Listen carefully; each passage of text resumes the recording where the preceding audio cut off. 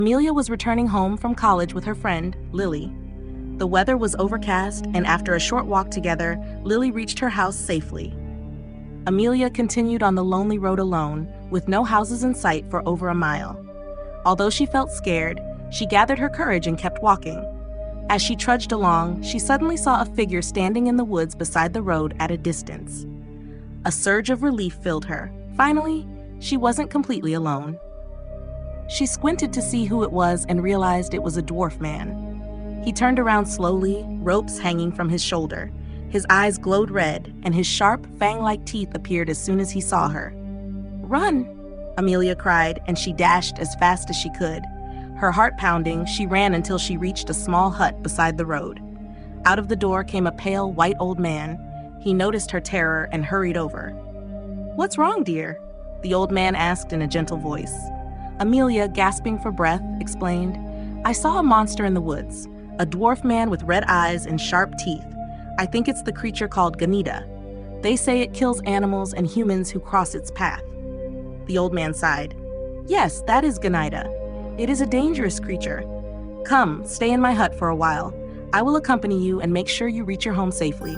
Grateful yet still trembling, Amelia nodded and stepped into the hut.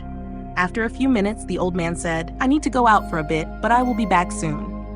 He left, and Amelia tried to calm her racing heart.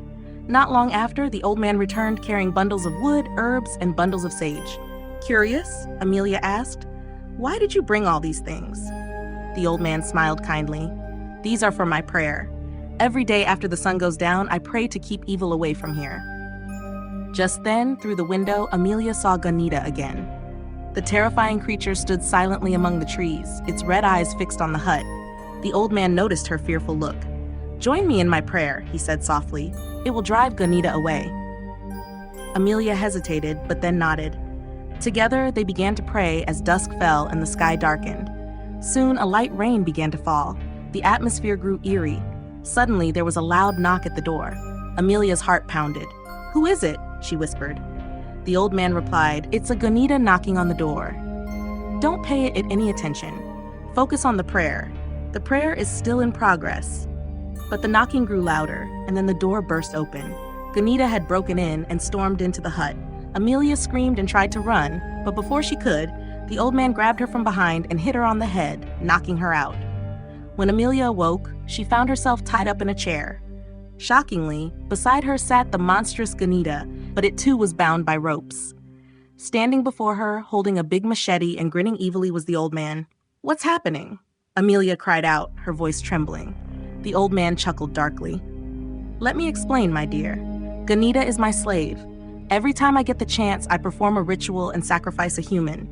That person becomes a Gonida, a creature forced to kill for me so that I may feast on their flesh." He paused, his eyes gleaming. "But this Gonida? He betrayed me. He tried to warn you, to save you, but I could not allow it. Now, I will sacrifice you to complete my prayer." Amelia's eyes widened in terror. "No, please, let me go," she pleaded. Before the old man could raise his machete again, the hut's door burst open. Several figures, identical to Gonida, stormed in. They were other Gonidas, and they attacked the old man together. As the old man screamed, "You can't do that! You are all my slaves! You must obey me!" The Gonidas didn't listen to him and showed unexpected courage. They overpowered him, tearing him apart as he cried out in anguish. After the chaos subsided, one of the Gonidas untied Amelia. "You are free now," it said in a surprisingly gentle tone. Amelia, still shaking, thanked them and ran out of the hut toward the road. Later that night, as she reached her home, Amelia looked back at the dark woods. She knew that the curse of Gonida and the old man's twisted rituals had been broken, but also that she would never forget the horror of that night. And so the legend of the cursed woods grew even darker. The villagers whispered of the Gonidas who fought for freedom and the evil old man who once sought to sacrifice souls.